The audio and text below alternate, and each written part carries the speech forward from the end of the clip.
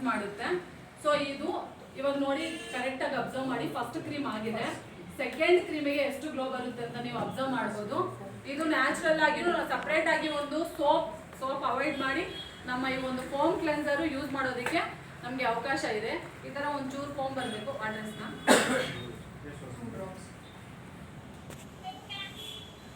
ಒಂಚೂರು ಫೋಮ್ ಬರಬೇಕು. ಈ ಥರ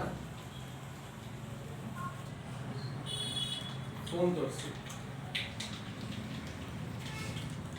ಫೋಮ್ ಕ್ರಿಯೇಟ್ ಆದಮೇಲೆ ಅಪ್ಲೈ ಮಾಡಬೇಕು ಅಷ್ಟೇ.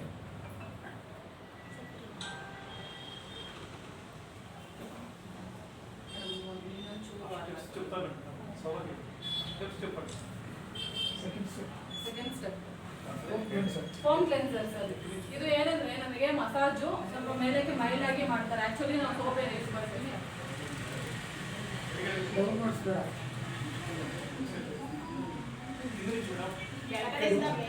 ಓನ್ಲಿ ಅಪ್ವರ್ಡ್ಸ್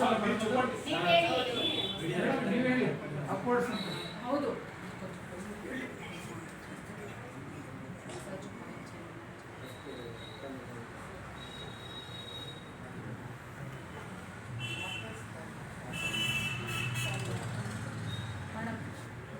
ಮಸಾಜ್ ಆಗೋ ಸ್ಮೆಲ್ಲಕ್ಕೆ ಮಾಡಿ.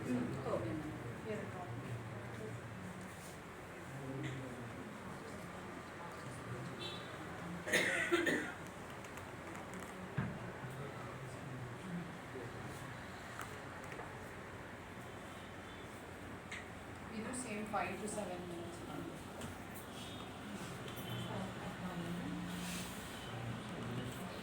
5 to 7 minutes.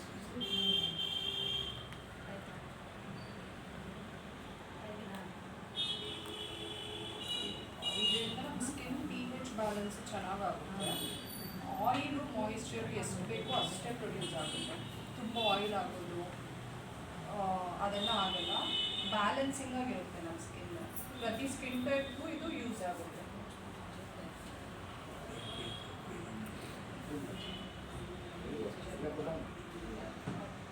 ಸೊ ಇದರಲ್ಲಿ ನಾವು ಸ್ವಲ್ಪ ಜಿಗ್ಜಾಗ್ ಥರ ಬರುತ್ತಲ್ಲ, ಈ ರೀತಿನೂ ಮಾಡ್ಬೋದು.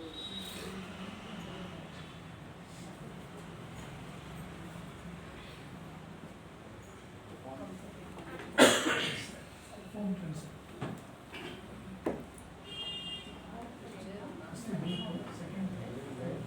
ಸೆಕೆಂಡ್ ಬಂತು ಫೋಮ್ ಕ್ಲೆನ್ಸರ್.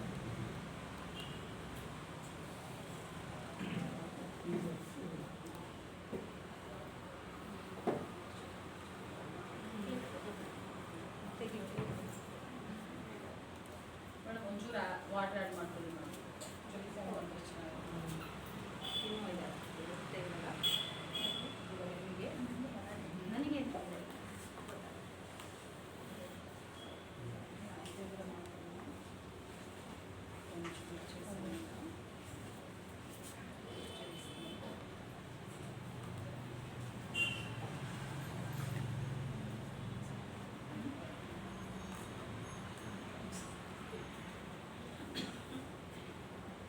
ಇದೆಲ್ಲ ಚೆನ್ನಾಗಿ ಫೀಲ್ ಆಗುತ್ತೆ. ಫೋಮ್ ಕ್ಲೆನ್ಸರ್ ಮಾಡುವಾಗಲೇ ಹೌದು, ಸೆಕೆಂಡ್ ಕ್ರೀಮ್ಗೆ ತುಂಬಾನೇ ಹೌದು ಸರ್. ಅದು ಯೂಸ್ ಮಾಡ್ತಾ ಇರೋರಿಗೆ ಗೊತ್ತಾಗುತ್ತೆ. ನಾನು ಯೂಸ್ ಮಾಡ್ತಾ ಇದ್ದೀನಿ. ಎಕ್ಸ್ಪೀರಿಯನ್ಸ್ ಇದೆ ನೋಡಿ ಮೇಡಮ್, ಇಲ್ಲಿ ಬ್ಲ್ಯಾಕ್ ಡಾಟ್ಸ್ ಎಲ್ಲ ಹೋಗಿದೆ. ಬರೀ ಫೋಮ್ ಕ್ಲೆನ್ಸರ್ ಮಾತ್ರ ಯೂಸ್ ಮಾಡ್ತಾರೆ. ಒಂದು ಫೋಮ್ ಕ್ಲೆನ್ಸರ್ ಅಲ್ಲಿ ನಾನು ನನ್ನ ಸ್ಪೆಕ್ಸ್ ಕ್ಲೈಂಟ್ ಹಾಕಿ ಪ್ರೆಸೆಂಟೇಷನ್ ಹೋಗಿದೆ. ಸ್ಪೆಕ್ಸ್ ಹಾಕಿ ಬ್ಲ್ಯಾಕ್ ಡಾಟ್ಸ್ ಫುಲ್ ಇವಾಗ ಖಾಲಿ ಹಾಕಿ ಕ್ಲೀನ್ ಮಾಡ್ತಾರೆ.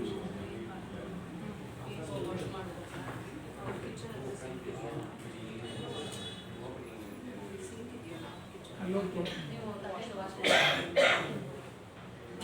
ಟಬ್ಬಲ್ ಟಬ್ಬಲ್ ವಾಶ್ ಮಾಡೋದು ಕಷ್ಟ ಆಗುತ್ತೆ. ಮಾಡ್ಕೊಂಡ್ರೆ ಒಳ್ಳೆಯದು. ಅದೇ ಅವರೇ ಹೋಗಿ ನೀವು ಹ್ಯಾಂಡ್ ವಾಶ್ ಮಾಡಿ. ಸುಮ್ಮನೆ ಕಣ್ಣಿಗೆ ಅದು ಮಾತ್ರ ಕ್ಲೀನ್ ಮಾಡೋದು. ಶಿಲ್ಪ ಮೇಡಮ್ ನೀವು ಹ್ಯಾಂಡ್ ವಾಶ್ చేసుకోಂడి. ಸರಿ ಕ್ಲೀನ್ ಜೆಲ್